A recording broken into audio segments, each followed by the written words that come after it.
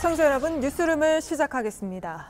오늘은 저희가 취재한 내용으로 문을 열겠습니다. 감사원이 문재인 전 대통령에게 서면 조사를 받으라고 통보하고 질문지까지 보낸 걸로 확인됐습니다. 서해 공무원 피격 사건과 관련해서입니다. 윤석열 정권이 들어선 뒤 검찰과 감사원이 전 정부 인사들과 관련한 의혹을 계속 들여다보고 있었지만 이렇게 문 전 대통령을 직접 조사하겠다고 나선 건 이번이 처음입니다. 문 전 대통령은 강한 불쾌감을 나타낸 걸로 전해집니다. 정치권에 또 한 번 큰 파장이 예상되는데 자세한 내용 배양진 기자가 취재했습니다. 감사원이 문재인 전 대통령에게 서면 조사 통보를 보낸 시점은 지난달 28일입니다. 서해 공무원 피격 사건에 대해 감사에 착수한 지 2달 반 만입니다. 더불어민주당 관계자는 JTBC에 감사원이 지난달 문 전 대통령 쪽에 서면 조사에 응하라는 전화와 이메일을 2차례 보냈다고 밝혔습니다. 현재 감사 중인 서해 공무원 피격 사건과 관련해 사실관계를 직접 확인하겠다는 내용이었습니다. 감사원은 문 전 대통령 측에 조사 내용이 담긴 질문지도 보낸 걸로 알려졌습니다. 민주당 관계자는 문 전 대통령이 조사 통보에 강한 불쾌감을 표시했다고 전했습니다. 문 전 대통령 측은 감사원이 보내온 메일을 반송 처리한 걸로 알려졌습니다. 서면 조사에 응할 수 없다는 뜻을 내비친 걸로 풀이됩니다. 감사원은 지난 7월 중순 서해 공무원 피격 사건에 대한 본감사에 착수했습니다. 청와대 국가안보실과 국정원, 국방부, 해수부와 해경 등 9개 기관이 대상입니다. 지난 2020년 서해에서 표류하다 북한군 총격에 숨진 뒤 시신이 불태워진 해수부 공무원 고 이대준 씨가 월북했다고 단정한 경위를 따지겠다는 겁니다. 이와 관련해 감사원 측은 구체적인 사실관계를 확인해주기 어렵다고 밝혔습니다. 민주당은 이르면 내일 감사원의 조사 통보를 규탄하는 기자회견을 열 계획입니다.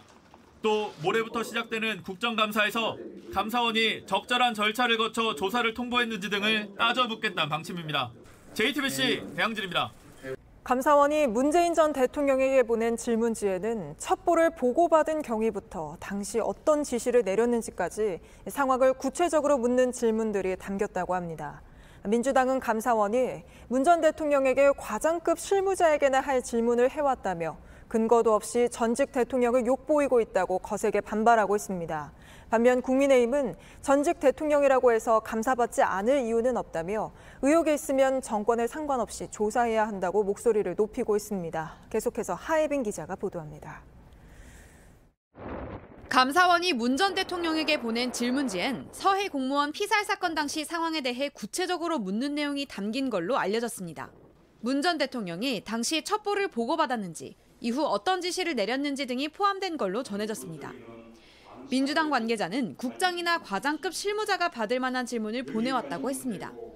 감사원은 이번 서면 조사 통보 이전에도 이 사건과 관련된 이른바 윗선 파악에 집중해왔습니다. 지난 6월 중순 감사 착수를 발표한 뒤 7월 중순부터 본격적으로 감사를 시작해 국방부와 해양경찰청 등을 먼저 조사했습니다. 이후 지난달 말엔 박지원 전 국정원장과 서훈 전 청와대 국가안보실장에도 출석을 통보했고 끝내 문 전 대통령에게까지 조사 통보가 이어졌습니다. 민주당은 정치적 망신주기라며 강도 높게 반발했습니다. 문재인 정부 청와대 출신의 윤건영 의원은 도를 넘은 완전한 정치보복이라며 근거도 없이 전직 대통령을 욕보이는 거라고 말했습니다. 또 다른 핵심 관계자도 감사원은 민간인에 대해 조사할 권한이 없는 만큼 의도된 행위라고 비판했습니다. 하지만 국민의힘은 전직 대통령이라고 해서 감사받지 못할 이유는 없다고 맞받았습니다. 국민의힘 관계자는 반법치 행태에 대해서는 정권에 상관없이 단죄해야 한다고 했습니다. 그러면서 이재명 민주당 대표가 성남FC 후원금 사건에 가담했다는 의혹을 받고 있는 가운데 야당이 이번에도 실체를 덮으려는 정치 공세에 나선 거라고 주장했습니다. JTBC 하혜빈입니다.